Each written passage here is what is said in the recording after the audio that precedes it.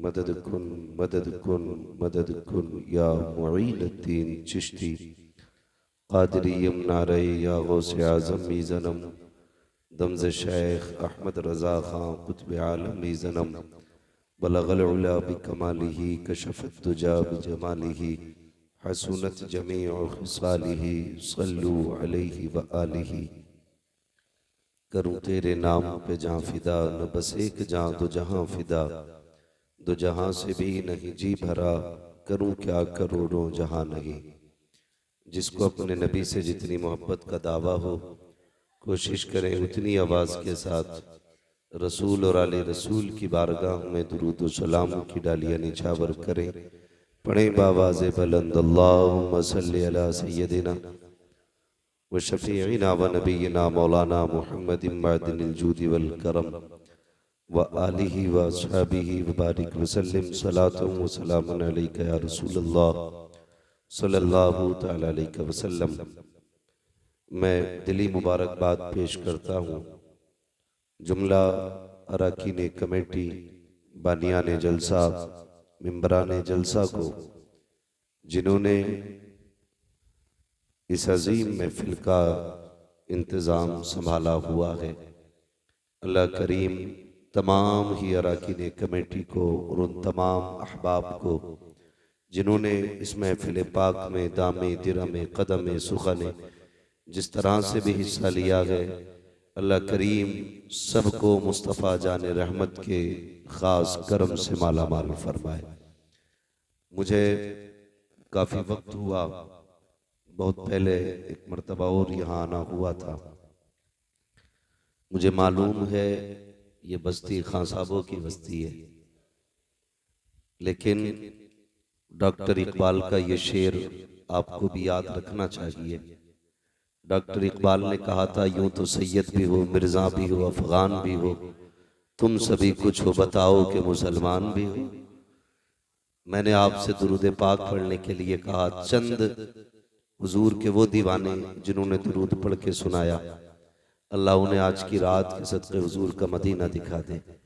मगर बाकी लोग ऐसे मुंह देखते रहे जैसे मैंने आपसे चंदा मांग लिया हो, और बड़ी घूर के देख रहे थे। बात दुरूद की है ना, सुनो खां साहबो, ये बात दिल पे लिखना। सबसे ज्यादा बहादुर कौम हिंदुस्तान में खां साहबों की है, तो फिर आप बुज़दिली क्यों दिखा रहे हैं? अगर आप वाकई खां साहब हैं तो आपके लहजे से भी लगना चाहिए खां साहब हैं। आपकी गुफ्तगू बताती है आप खां साहब हैं, तो फिर आपका दुरूद भी बताए कि आप खां साहब हैं।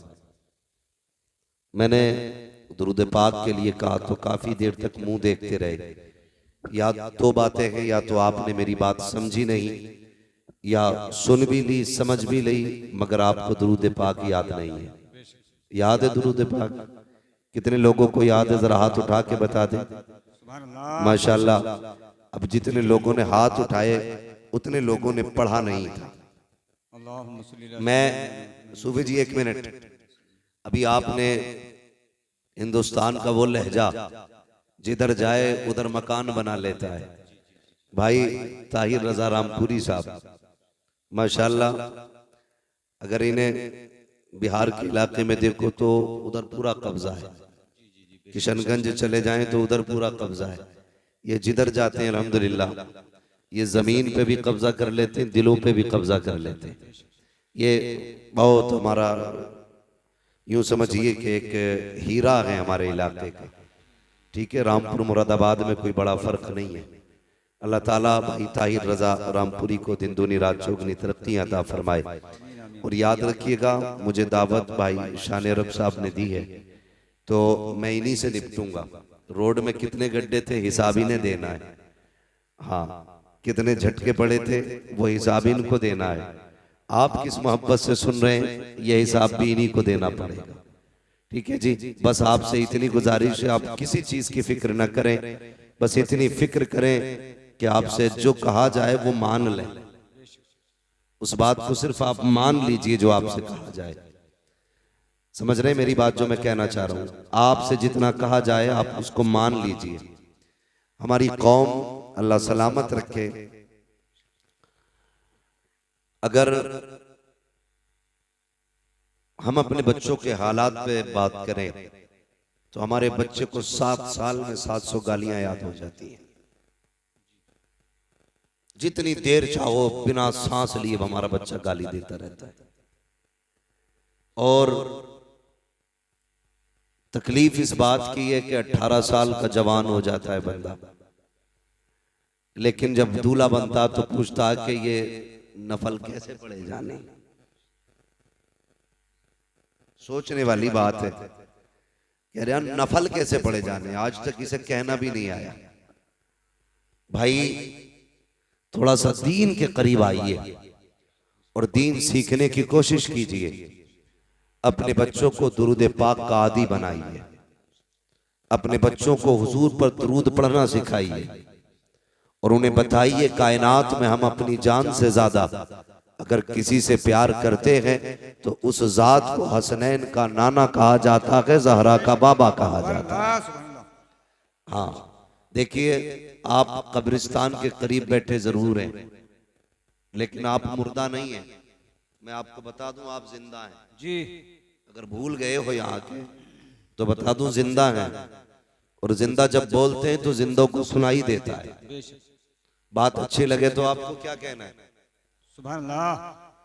मैं बार बार तो आपसे हाथ उठवाऊंगा नहीं, ठीक है? आप ये सबक याद कर लीजिए। आपको बात अच्छी लगे तब आपको बोलना है।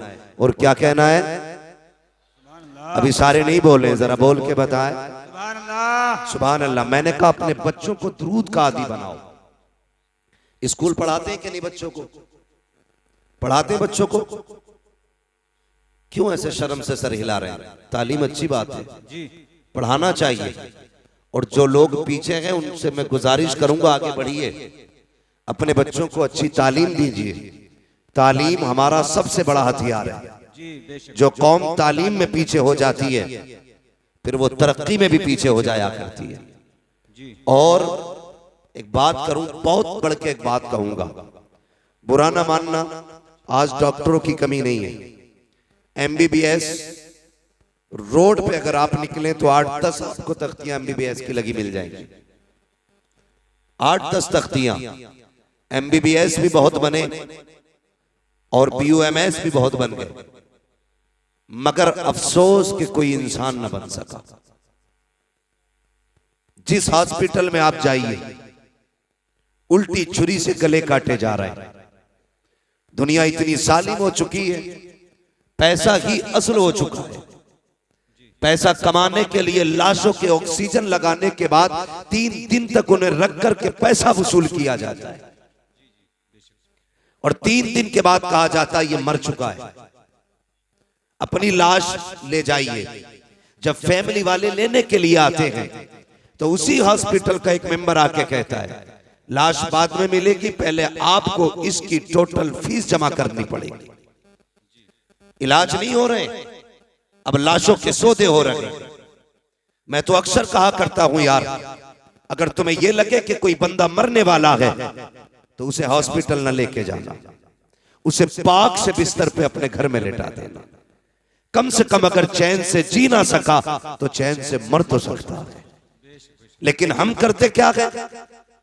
2 बातें हमें खा जाती हैं। एक तो ये कि अगर हॉस्पिटल ना लेके गए तो दुनिया क्या कहेगी। दूसरा ये कि ये घर में खांसे का बच्चों को तकलीफ होगी।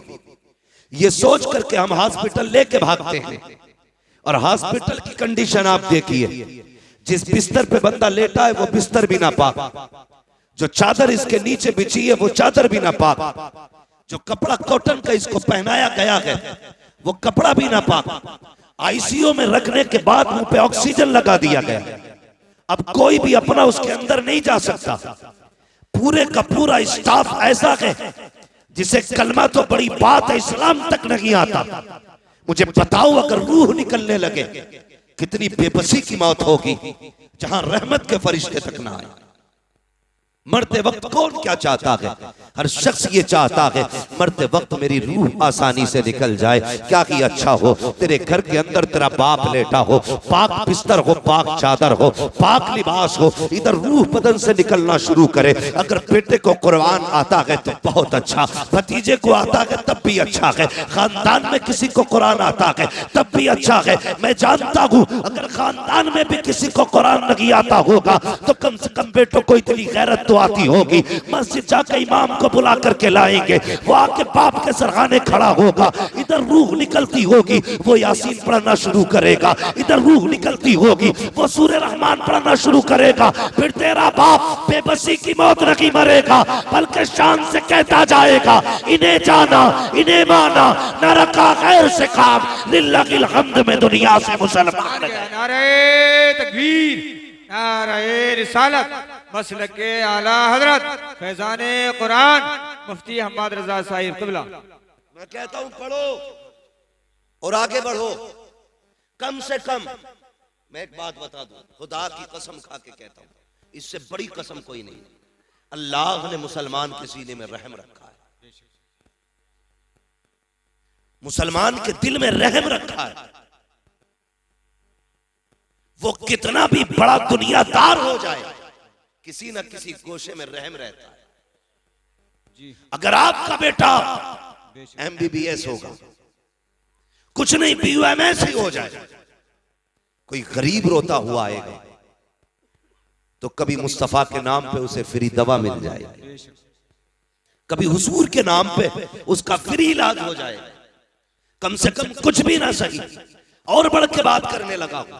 ये मैं किसी पे तंज नहीं कर रहा हूं, ये कड़वी सच्चाई है। तुम जानते हो हमारी बेटियों को जब ऑपरेशन थिएटर के अंदर ले जाया जाता है, उनके साथ क्या सुलूक किया जाता है कोई नहीं जानता है। उनके जब कपड़े उतार दे जाते हैं, कौन सी बदतमीजी नहीं करते जालिम। मैं चाहता हूं जब तेरी बेटी का ऑपरेशन हो, वहां पे कलमा पढ़ने वाला खड़ा होना चाहिए, दीन की बेटी खड़ी होनी चाहिए, ताकि उसके सदर को अगर कोई कुत्ता खोलना चाहे हाथ बढ़ा के कह दे ना, ये सिर्फ तेरी बेटी नहीं, ये मदीने वाले की भी बेटी है, मुस्तफा की बेटी है, इसकी इज्जत को हाथ ना लगाना, इसकी इज्जत हमारी इज्जत है। खुदा की कसम खा के कहता हूं अगर तेरी बेटी MBBS बन जाएगी, सर्जन बन जाएगी, मैं नहीं जानता दुनिया क्या कहेगी, लेकिन इतना जानता हूं बेशुमार बेटियों की इज्जतें महफूज होती नजर आए।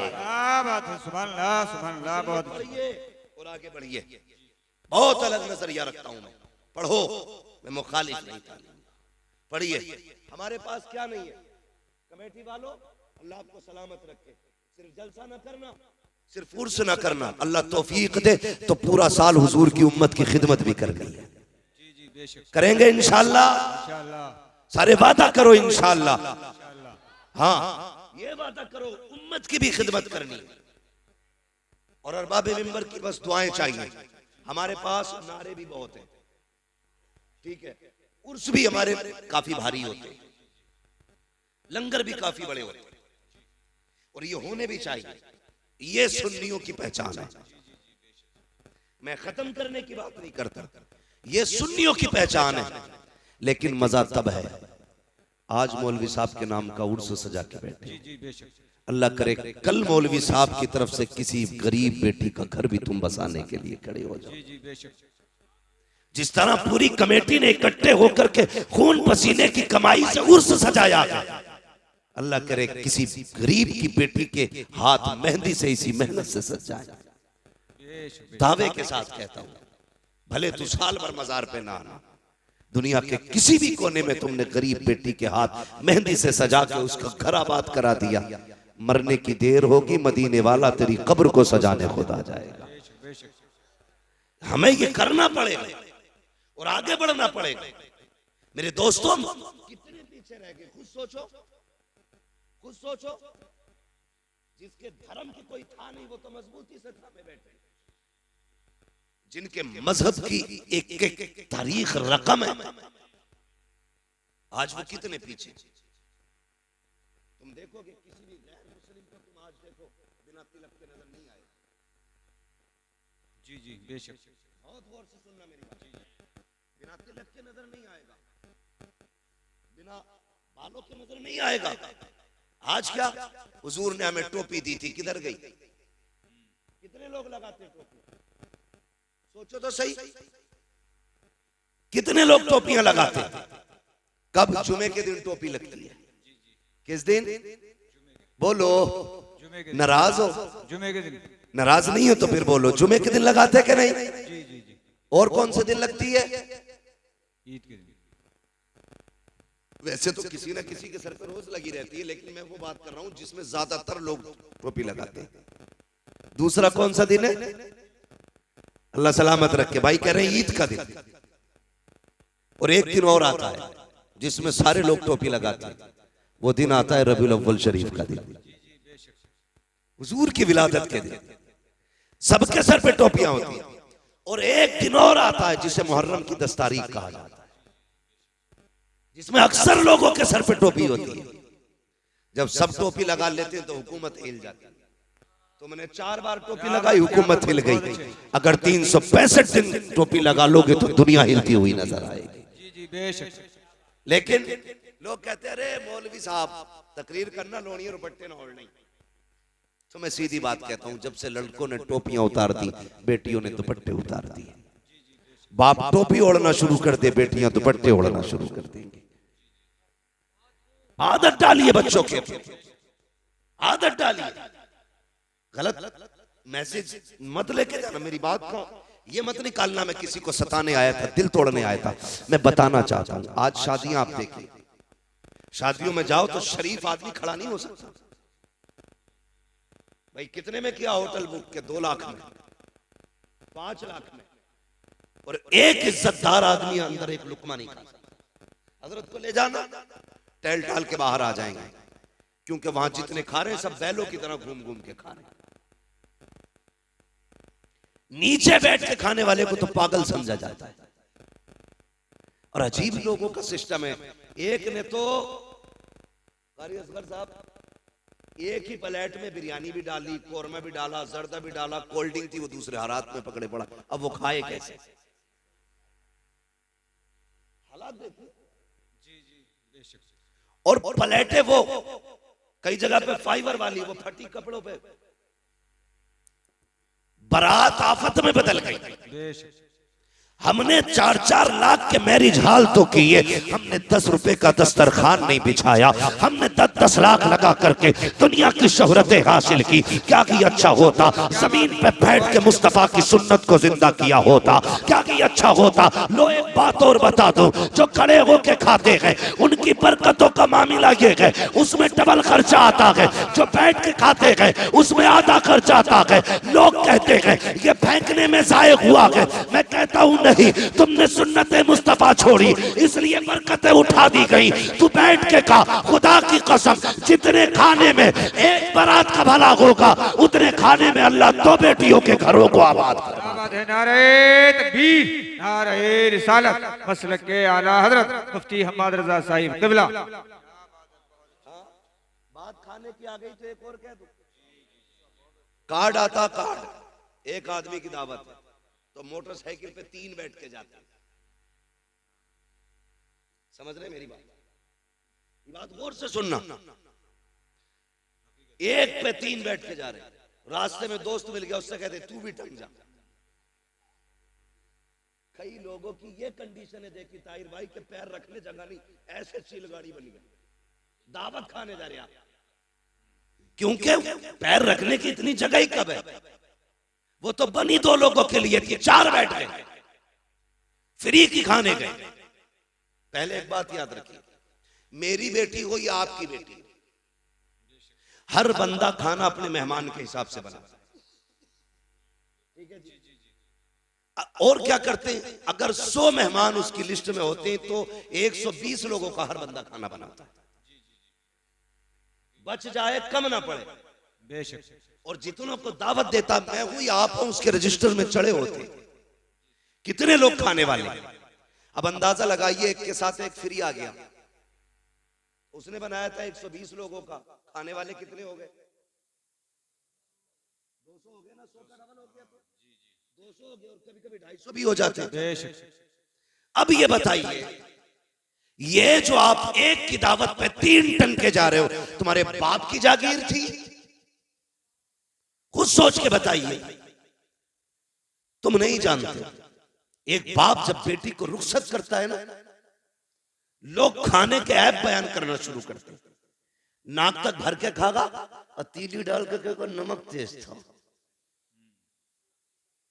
हल्दी कम रह गई, बोटियां गला दी। कुछ कहता छोटे पीस होते, मुंह का साइज देख के जाता ना। गुंडागर्दी है ये खाने में भाई। एक गरीब मर गया रोटी पकाते पकाते, तुम किसी के खाने को खाने के बाद कहते हो इसका चावल कच्चा था, नमक तेज था, मिर्च ज्यादा थी, हल्दी कम डाली गई, तेल ज्यादा था। और यार इतना बोलने से पहले जरा पंडाल में जिधर खाना चल रहा है उधर देख तो सही। किसी कोने में बेटी का बाप गर्दन झुकाए खड़ा होगा, वो देख रहा होगा, वो दिल में कहता होगा मालिक रोटी कम ना पड़ जाए, मालिक शोरबा कम ना पड़ जाए। किसी कोने में खड़े होके कहता है या अल्लाह आज इज्जत रख लेना, तुझे क्या पता तेरी नजर में तो एक वक्त का उड़द गोश्त है। उस बाप से पूछ उसने इस उर्दों के लिए कितने दिन ओवर टाइम ड्यूटी की है, उससे पूछ एक वक्त के खाने के लिए उसने कितनी रातों में उठ उठ के मजदूरियां की है, उससे पूछ उसने कितनी मेहनत से एक बारात का खाना बनाया है। जब से बेटी पैदा हुई है इसने नए कपड़े पहनना छोड़ दिए थे, जब से बेटी घर में आई थी इसने घी दूध खाना छोड़ दिया था, जब से बेटी घर में आई थी इसने अपने शौक खत्म कर दिए थे। और तू कहता है खाने में कमी रह गई है। और शर्म कर, शर्म कर,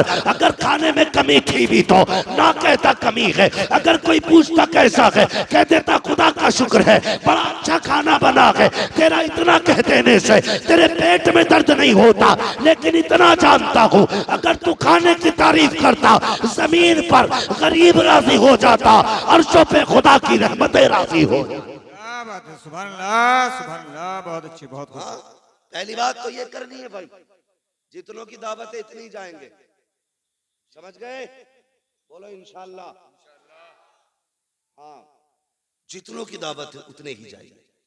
और मैं तो कहता हूं अगर तुम्हें पता चले ना कोई बेटी को रुखसत कर रहा है और उसने अपनी इज्जत बचाने के लिए लोगों को दावत दी है खाने की, तुम्हारी खुराक तो रोटी है ना, एक रोटी अपने घर खा के जा, एक रोटी बेटी वाले के दस्तरखान पे खा, एक रोटी बचा दे। खुदा की कसम अगर तेरी छोड़ी हुई एक रोटी से गरीब की इज्जत बच गई, अल्लाह कयामत में तेरी इज्जत की हिफाजत फरमाएगा। हाँ, ये बहुत छोटी छोटी बातें हैं लेकिन ये जन्नत में ले जाने वाली बात। लोगों की इज्जत का ख्याल रखा करो, मान रखा करो लोगों की इज्जत का।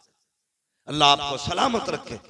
कोशिश ये करनी है हमें सिर्फ जलसा नहीं कराना है, हमें हुजूर के दीन की भी मदद करनी है, हमें इस्लाम की बेटियों की भी मदद करनी है। और एक बात जिम्मेदारी के साथ कहना चाहता हूं, जो जरूरी बातें वही कहने के लिए आया हूं। कोशिश ये करें, मैंने भी मस्जिद देखी, अल्लाह सलामत रखे उन लोगों को जिन्होंने मस्जिदों को अपने घर से ज्यादा खूबसूरत बनाया है। और इतनी गुजारिश हो रही, जैसे तुमने पत्थर से मस्जिद को सजाया है ना, वैसे सजदे से भी मस्जिद को सजा लेना। जिस खूबसूरती से तुमने मस्जिद बनाई है ना, उसी खूबसूरती से तुम जाकर सफों में भी बैठना। अल्लाह सबका दिल मस्जिद में लगाए, सबको 5 वक्ता नमाजी बनाए। बड़ी प्यारी मस्जिद है और लग रहा था कि हाँ किसी जगह पे बैठे। मगर मेरा एक मशवरा और है, इस वक्त सबसे ज्यादा जरूरी है हमारी खानकाहों, हमारे मदरसों, हमारी मस्जिदों के साथ साथ हमारे अपने स्कूल भी होने चाहिए। जी जी बेशक, हमारे अपने, समझ गए ना मेरी बात?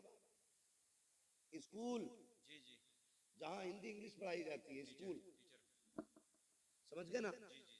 खानकाहों के साथ साथ हमारे अपने स्कूल भी होने चाहिए। इस वक्त हमें मुस्लिम कहां खड़ी है?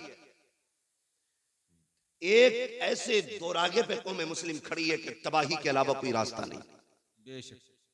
या तो आप अपनी बेटी को जाहिल रखिए और या फिर आप बेटी से हाथ धो बैठिए। बस 2 रास्ते हैं तुम्हारे पास। समझ रहे मैं क्या कहना चाह रहा हूं? या तो जाहिल रखिए आप बेटी को, अगर बेटी को बचाना चाहते हो तो जाहिल रखिए और पढ़ाओगे तो खो बैठोगे। इसकी वजह यह है कि हमारे अपने स्कूल नहीं है, हमारे अपने कॉलेज नहीं है। लोग कहते नहीं नहीं कोई बात नहीं है, बेटी पे पूरा एतमाद है। मैं बेटियों तक एक बात पहुंचाना चाहूंगा, खुदा की कसम सुनो, दुनिया में जो तुम्हारा बाप तुमसे प्यार कर सकता है वो तुमसे कोई प्यार नहीं कर सकता। बेशक बेशक। लेकिन कमी क्या की हमने अपनी बच्चियों को स्कूल नहीं दिए। वो ट्यूशन पढ़ने जाती हैं, वो स्कूल पढ़ने के लिए जाती हैं। ट्यूशन के नाम पे क्या होता है आप सोच भी नहीं सकते। इस्लाम दुश्मन ताकत है, पूरी प्लानिंग के साथ खड़ी है। तेरी बेटी को घर से कदम निकालने की देर है।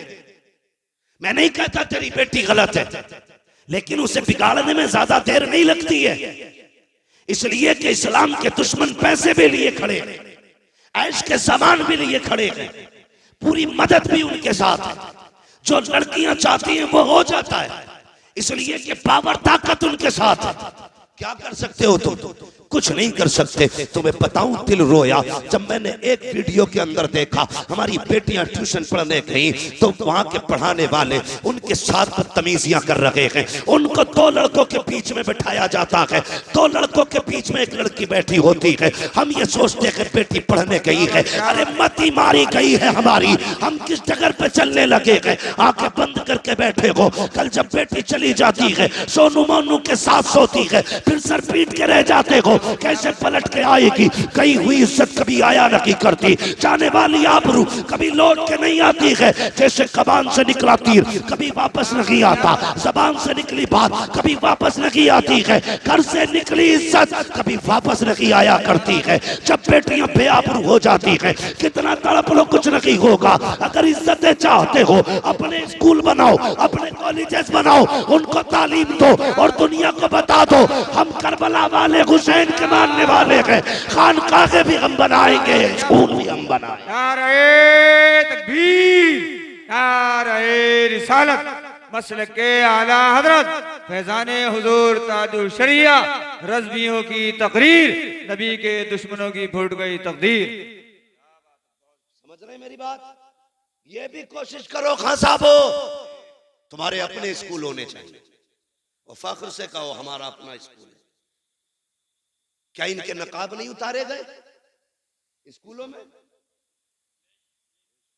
दुनिया गूंगी बनी रही, मुझसे बर्दाश्त नहीं होता।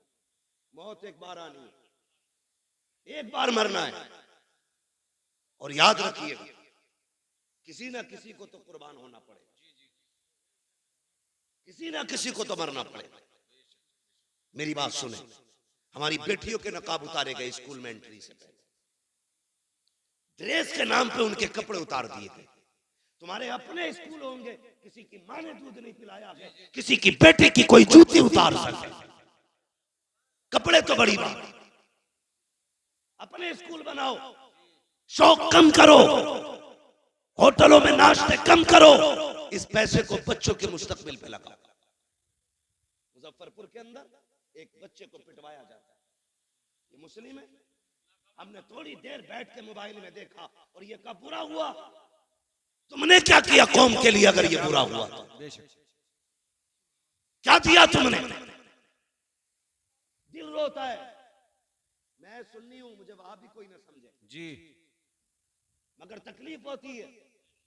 खानकाहों में जाना हमारा वतीरा है, बुजुर्गों के कदमों में बैठना हमारी इज्जत है जी, बेशक। लेकिन कई बार ऐसा मैंने देखा है, खानकाहों में जितनी ऊंची गोलकें लगी हैं उसमें पैसे डालने जगह नहीं होती, उंगलियों से ढकेल ढकेल के पैसे भरे जाते हैं। उन पैसों को गिनने के लिए लोगों के नंबर नहीं आते हैं। और यार कभी वही पैसा उठा करके बच्चों के मुस्तकबिल पे लगाओ, स्कूल कॉलेजेस पे लगाओ। खुदा की कसम खा के कहता हूँ, खानकाह में पैसा दोगे तो शायद 10-20 का पेट भरेगा। अगर यही पैसा तुम अपने बच्चों के मुस्तकबिल पे लगा दोगे, 10-20 का नहीं बल्कि 10-20 सदियों का अल्लाह भला फरमा दे।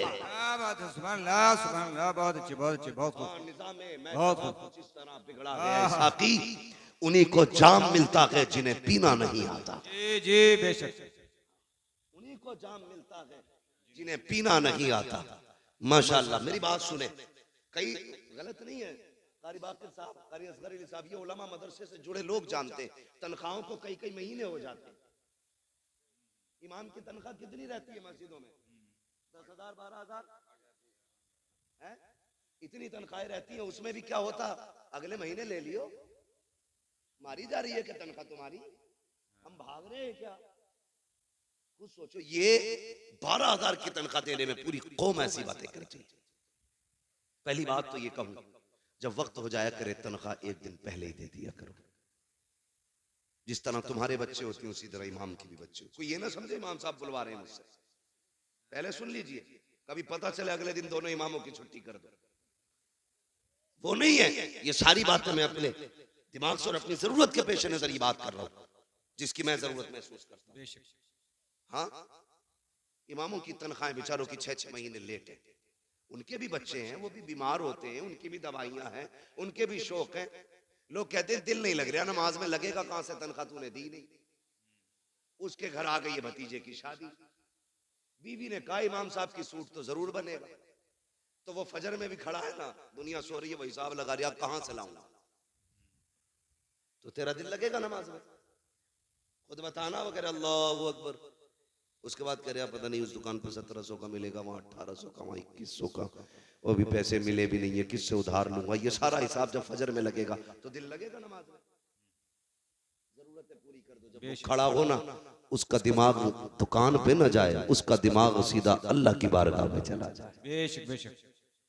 हाँ, मैंने बड़े बड़े पैसे वालों को ऐसे जेब में हाथ डाल के कहते देखा, अरे यार इमाम साहब थोड़ी देर पहले कहते, अभी तो कलवा ले गया, इसका कलवा भी जरूरत पे आता। जी जी। हाँ, ये बड़ा यार एक मिजाज बना लिया लोगों ने। किसी ने किसी, अरे थोड़ी लेट हो गए भाई तुम, अभी 5 मिनट पहले कह दे। क्या आदतें बन गई? आदतें झूठ और मक्कारी फितरत हो गई हमारी।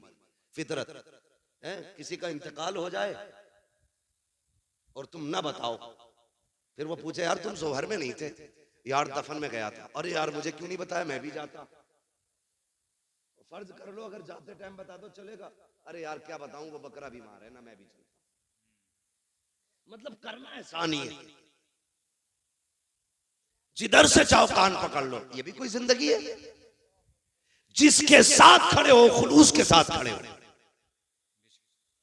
खुलूस के साथ, दिखावा नहीं होना चाहिए, मक्कारी नहीं होनी चाहिए। अरे इमाम साहब अब कहिए तुमने, अभी अभी कलवा आया था, सारी दे दी, चलो फिर भी देखेंगे, ये कह के जान बचा के निकल लेते है। अभी आ जावे तावीज देने वाला, एक बकरा लाइए, पैसे ना होंगे तो बीवी के जेवर गिरवी रख के बकरा ला, बकरा। अब तो देखो तरक्की कर ली सबने, पहले मुर्गा मांगते थे, बकरा मांगते, पूरा बकरा चाहिए। ये बता खानदान की तकदीर लिखेगा क्या इससे, पूरे बकरे से? भाई हम तावीजों में और अपनी जरूरत के लिए कुछ भी कर सकते, दूसरे के हक के लिए कुछ करने तैयार नहीं।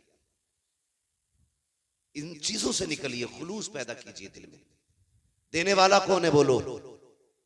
सारे बोले कौन देता है? और जोर से कौन देता है? जरूरतें कौन पूरी करता है? अल्लाह करता है ना। उसकी रजा के लिए तू दूसरों के काम चला, वो तेरे काम चलाना शुरू कर दे। हाँ, जब तक तुम अपनी तदबीर हिसाब लगा रहे, 100 रुपए बचा लू भाई, कल इससे कोरमा बनना है, कीमा लाऊंगा 100 रुपए का, मूंछ पे हाथ मार के खाऊंगा। लाया खरीद के, पक भी गया, अल्लाह ने पेट खराब कर दिया। अब टुक टुक देखते आ, ले भी आया, पक भी गया, खा नहीं सकते। अल्लाह कहता देख ये मेरी पावर है, हम अगर चाहे तो तेरे हाथ में कभी तेरे मुंह में नहीं जाने दे सकते। जी बेशक। हाथ में भी। और कहता जो हम पे भरोसा करता है ना, हम उसे वहां से देते जहां से वो सोच भी नहीं सकता। जी बेशक बेशक। सोच भी नहीं सकता है। इसलिए मेरी गुजारिश है जहां जरूरत है वहां इन्वेस्ट करो। बेशक। लेकिन आज सबसे बड़ा तो दबंग वही है ना जो सबसे ज्यादा इमाम को डरा के रखे। और इमामों से भी हाथ जोड़ के गुजारिश है, प्रधान आ जा तो सराहना ना छोड़ा करो, तुम इमाम हो, हाँ, ये भी मामलात खराब है। प्रधान आ गए तो जगह छोड़ दी, कोई गरीब आ गया तो हिलने ही तैयार नहीं। अपना भी समझो एक ही सफ में खड़े हो गए महमूद व अयाज, ना कोई बंदा रहा ना कोई बंदा नवाज।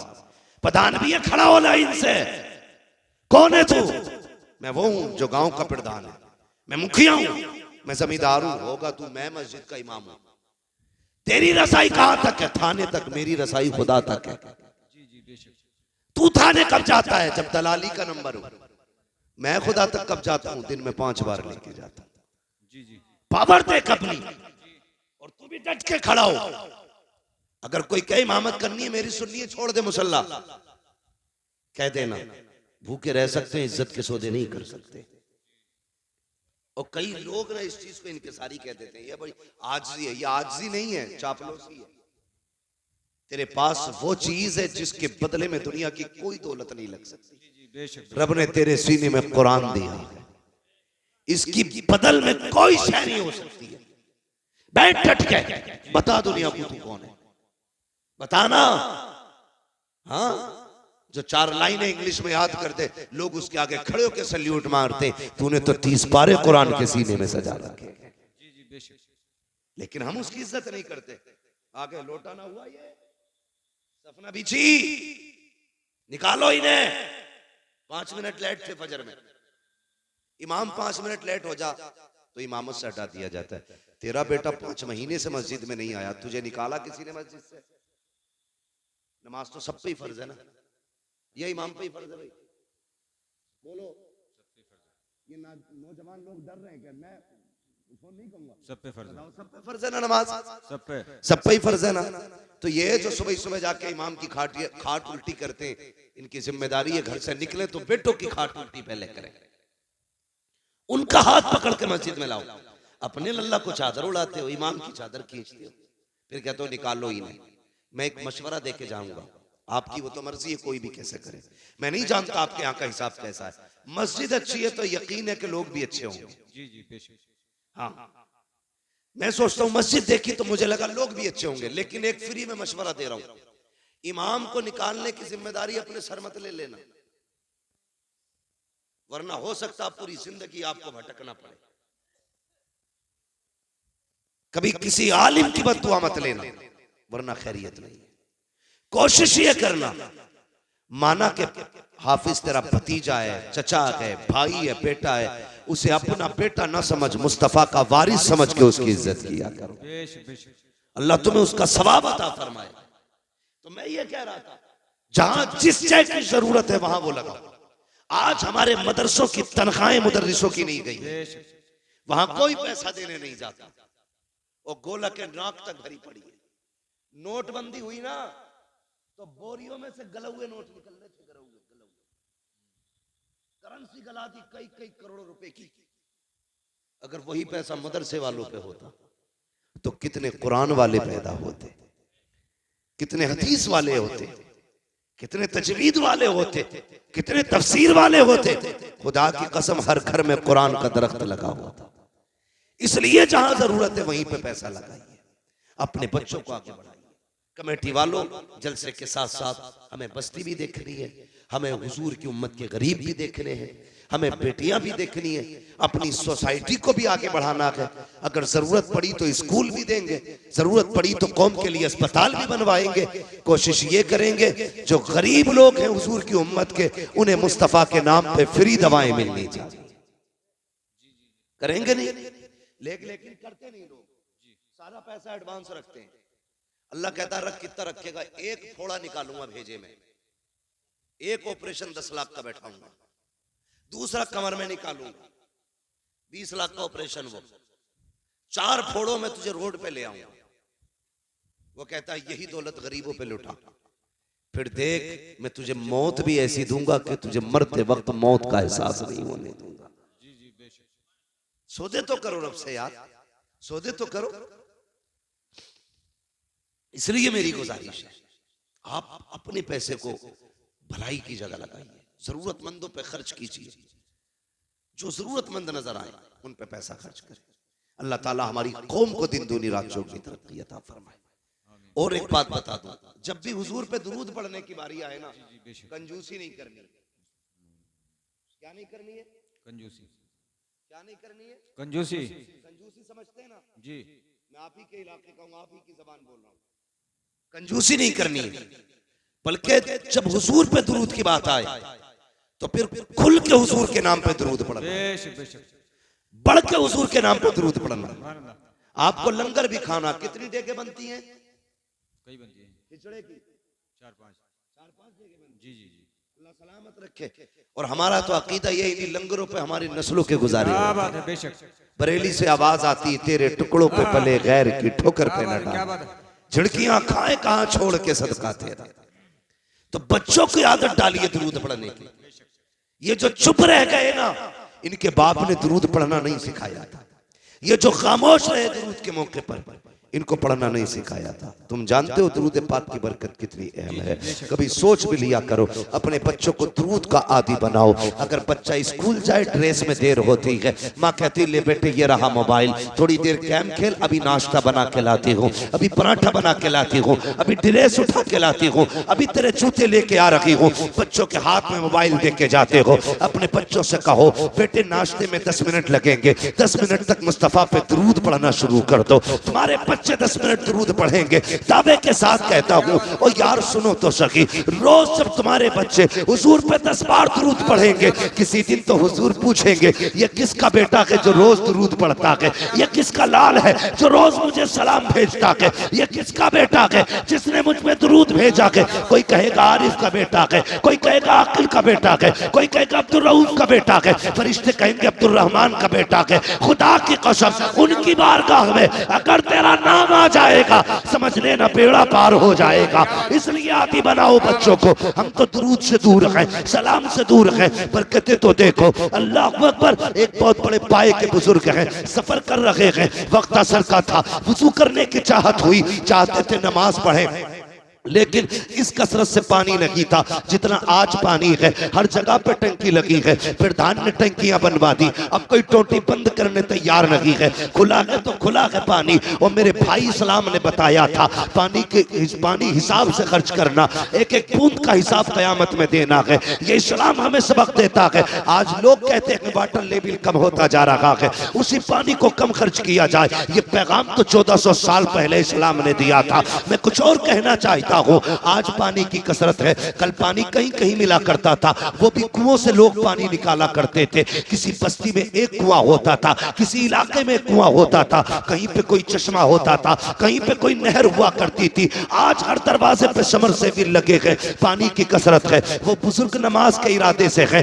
असर का वक्त है, सफर कर रहे हैं, सामने बस्ती नजर आई, सोचा यहाँ पानी मिल जाएगा। बस्ती के करीब आए, एक कुएं को पाया, सोचा वुजू करूं नमाज पढ़ना है। जैसी गए क्या देखते हैं, पानी तो था, डोल और रस्सी लगी थी। दाएं बाएं देखने लगे, हैरत में थे, क्या किया जाए, पानी कहां से लाया जाए। इतने में एक छोटी सी बच्ची छत से खड़ी थी, देख के कहती है बाबा आपका कुर्ता बता रहा है, आपका मामा बता रहा है, आप कोई अल्लाह वाले हो, आप कोई आलिम दीन हो। हाँ बेटी, कहा क्यों परेशान हो, कब वुजू करना है, नमाज पढ़नी है, कब फिर देर किस बात की है, कब बेटी पानी कुएं में है और कुआं गहरा है, कोई रस्सी लगी है, डोल लगी है, पानी कैसे निकालूं, जब पानी निकलेगा तब वुजू होगा। बच्ची मुस्कुरा के कहती है ताज्जुब है आपकी दानाई पर, आप अल्लाह के बंदे हो करके इतना हिसाब लगा रखे हो कि डोल रस्सी आएगी तब पानी निकलेगा। का फिर का ठहरिए। बच्ची करीब आई है, आने के बाद बच्ची ने कुएं की तरफ झांका और अपना थूक कुएं में डाला। जैसी थूका है, पानी किनारे पे आके रुक जाता है। कहती बाबा अब वुजू भी कर लीजिए, नमाज पढ़ लीजिए। उन बुजुर्ग ने पानी भरा, नमाज पढ़ी है। उसके बाद कहते हैं बेटी बता तो सही, तेरी उम्र इतनी है, तूने कोई नमाज भी नहीं पढ़ी होगी, तुझ पे भी रोजे भी फर्ज नहीं हुए होंगे, तुझ पे अर्ज भी फर्ज नहीं होगा, लेकिन ये तो बता बेटी ये कमाल कहां से लेके आई है, तूने पानी में थूक दिया, पानी ऊपर आ जाता है। बच्ची ने कहा था बाबा जाइए, ये अंदर की बात है, राज में रहने दीजिए। कहा नहीं बेटी बता तो सही, ये कौन सा अमल किया है तूने कि तेरे थूक में इतनी पावर है, पानी किनारे पे आ गया। बच्ची ने कहा सुनो बाबा, मेरी अम्मी जब रात हो जाती है मुझे 1000 दानों की तस्बीह देती है और उस वक्त तक सोने नहीं देती जब तक 1000 मर्तबा अपने हुजूर पे दुरूद नहीं पढ़ लेती हो, ये सजदों का कमाल लगी, ये मुस्तफा पे दुरूद पढ़ने के कमाल से पानी। क्या बात है, क्या बात है। नारे तकबीर, नारे रिसालत, मसलक के आला हजरत, नबी के गुलामों की शान, जन्नत के हैं मेहमान, मुफ्ती हम्माद रजा साहिब क़िबला। आदत डालो दुरूद पढ़ने की, अपने बच्चों को दुरूद पाक सिखाओ। सिखाएंगे इंशाल्लाह, सिखाएंगे इंशाल्लाह। खाली वक्तों में तस्बीह दे दिया करो और ये होड़ लगा दो, जो आज ज्यादा दुरूद पड़ेगा उसे शाम को यही नाम दिया। बेशक बेशक, लगाओ ये बच्चों में से। जी जी जी, जिसके महीने में सबसे ज्यादा दुरूद होंगे उसे महीने के लेवल का इनाम दिया जाएगा। बेशक, साल भर में जिसके ज्यादा दुरूद होंगे उस बच्चे को साल भर के हिसाब से सबसे बड़ा इनाम दिया जाएगा। बेशक। चाल यजीद। फिर देख मुस्तफा कितने मेहरबान होते हैं, जी जी जी, कितने मेहरबान होते हैं। लोग कहते हैं बड़ा जी चाहता है मदीना देखूं, तू दुरूद की आदत डाल ले, हुजूर मदीने से तेरे घर चल के आ जाए। करो ना ऐसे काम, आदत डालो, आदत डालिए, बच्चों को सिखाइएगा। और ये तहजीब ये बचपन से बच्चों को सिखाई जाती है, बचपन से सिखाई जाती है। आप गौर कीजिएगा, करबला जानते हैं ना, करबला कितने लोग जानते हैं? करबला का नाम कितने लोगों ने सुना है? सबने सुना, सबने सुना ना? जी जी, जिन्होंने हाथ उठाए, अल्लाह नजफ अशरफ के रास्ते सबको करबला शरीफ की हाजिरी नसीब फरमा दे। ठीक है जी, सारे लोग करबला को जानते। जी जी, आप पूरी करबला पढ़ डालिए, पूरी करबला। वहां लाशें भी थी, डर भी था, तन्हाइयां भी थी, जंगल था, दहशत थी, गम था, दर्द था, भूख थी, प्यास थी। कौन सा सितम ऐसा था जो करबला में ना था? किसी का एक बेटा मर जाए, लोग कहते हैं कमर टूट गई। सलाम करो सैयदा ज़ैनब को, जिसके सामने बेटों की लाशें भी थी, जी जी, भतीजों की लाशें भी थी, सगे भाई की लाश भी जिसके सामने पड़ी थी। मगर सलाम ज़ैनब तेरी हिम्मत को, खुदा की कसम तूने अली की बेटी होने का हक अदा करके दिखाया था। जी जी, बेशक। मैं कहना ये चाहता हूं, इस सब के बावजूद खेमे जले थे, अहले बैत अतार की दौलत लूटी गई थी, लेकिन कोई ये नहीं बता सकता किसी ने अहले बैत की बेटियों को बिना नकाब के किसी का चेहरा देख लिया। हर सितम अपनी जगह था, मुस्तफा की शरीयत अपनी जगह थी। जी जी, बेशक बेशक। सैयदा ज़ैनब ने 13 मुहर्रम को सफर शुरू किया। जी जी जी, कितने को? 13। सारे बोले कितने को? 13 मुहर्रम। 13 मुहर्रम को करबला से चले, 27 रमजान को मदीना शरीफ पहुंचे। जोड़ के लगाओ हिसाब कितने बने? मेरे हिसाब से तकरीबन 9 महीने बनते। कितने महीने? 9। जोर से कितने? 9 महीने बनते। लेकिन इस 9 महीने के सफर में सैयदा ज़ैनब जब मदीना शरीफ पहुंची थी तो 72 कुरान मुकम्मल कर चुकी थी। जी जी, बेशक। सुभान अल्लाह, सुभान अल्लाह, सुभान अल्लाह। 72 कुरान 9 महीने के सफर में किसी ने सैयदा ज़ैनब का एक बाल तक नहीं देखा था, एक बाल तक। तारीख अपनी जगह है, लिखने वालों ने लिखा, लेकिन मेरा ईमान ये कहता है किसी की माँ ने वो दूध नहीं पिलाया। जी जी, बेशक। बेटे को जो अली की बेटी की कोई चादर छीन लेता। जी जी, हाँ, बेशक। नहीं छीन सकता था, इसलिए कि उनकी इज्जत की हिफाजत का वादा तो रब ने पहले कर दिया। बेशक बेशक।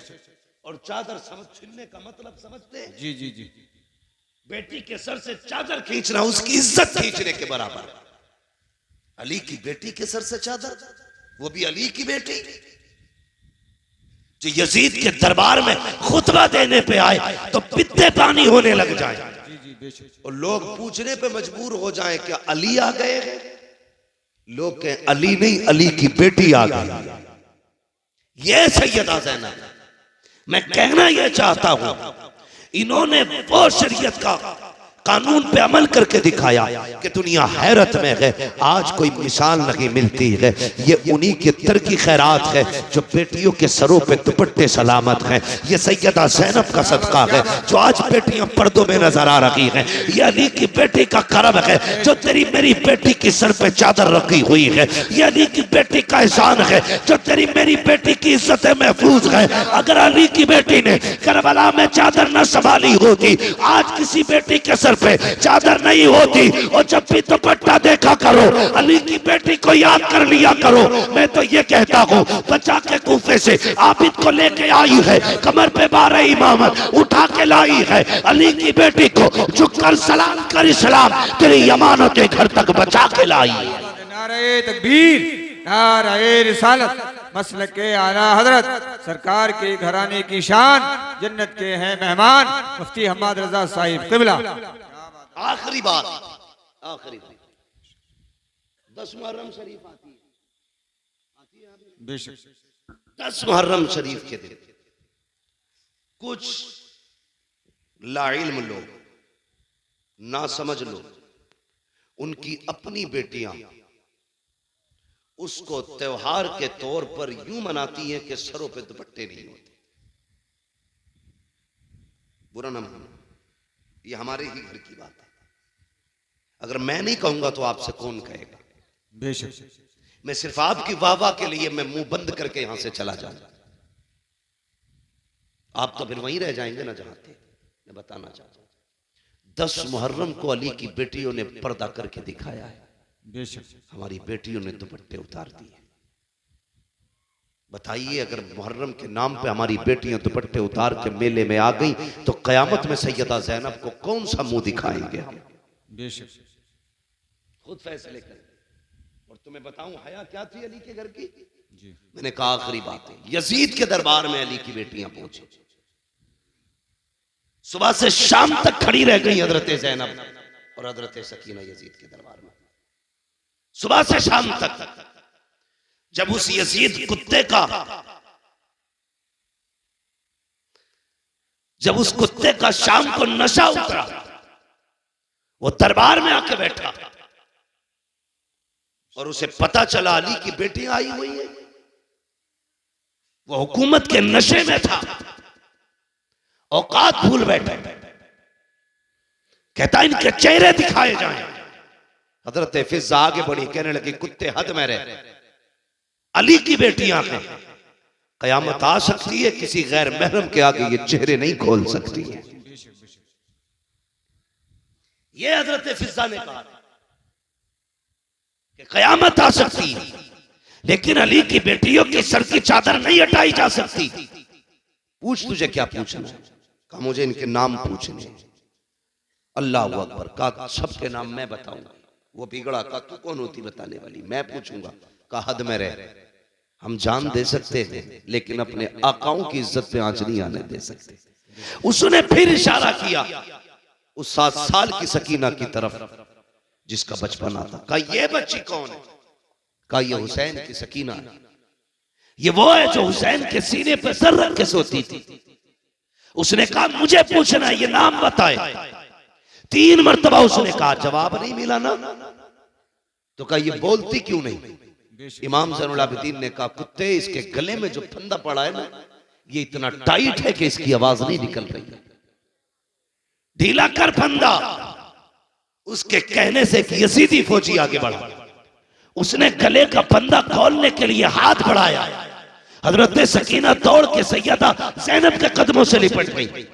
वो उधर गया तो वहां से हटके इमाम ज़ैनुल आबिदीन के कदमों में यजीद ने कहा था इस बच्ची को क्या हो गया है, ये गले की रस्सी क्यों खोलने नहीं देती? तब हजरत ज़ैनुल आबिदीन का तेवर बदला, लहजे में अली की जुर्रत आई है। वो जोश था, पूरा दरबार कांप गया। चीख के कहा था कुत्ते, ये सकीना 7 साल की जरूर है लेकिन अली की बेटी है। ये मर तो सकती है लेकिन गैर महरम का हाथ इसके गले को लग जाए, ये गवारा नहीं कर सकती। बात है, सुभान अल्लाह। बेशक बेशक अली की बेटी ऐसा पर्दा करे और तेरी बेटी 10 मुहर्रम को तमाशा करे, ये हुसैनियत है, ये यजीदियत है।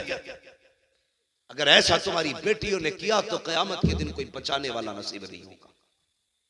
अपनी बेटियों से कहना जैसी मुहर्रम का चांद नजर आ जाए हर दरवाजे पे सबील का इंतजाम होना चाहिए, हर घर से लंगर बटना चाहिए, बेशक हर घर से कुरान की आवाज आनी चाहिए, जी जी बेशक हर नमाज के बाद तिलावत करो, इतना कुरान पढ़ो कि जमाने को पता चल जाए कि जिस हुसैन ने नेज़े पे पढ़ के कुरान सुनाया था उनके चाहने वाले आज जमीन को कुरान की खुशबू से मुअत्तर कर चुके हैं। बेशक बेशक करेंगे इंशाअल्लाह, इंशाअल्लाह पढ़ेंगे कुरान। जी मेले में बच्चियों को भेजोगे? ना बोलो, सब नहीं बोल रहे, कदाल में काला है। बच्चियों को भेजोगे मेलों में? उनको पर्दा सिखाइए, उन्हें बताइए कि कनीज़े फातिमा हो तुम, हया तुम्हारी सबसे बड़ी दौलत है, जी बेशक हया तुम्हारी सबसे बड़ी दौलत है। अल्लाह ताला हम सबको करबला वालों की खैरात से मालामाल फरमाए, आमीन आमीन हम सबको मौला करबला वालों का फैजान अता फरमाए। आमीन। मौला करीम हमारी नस्लों में बुजुर्गों का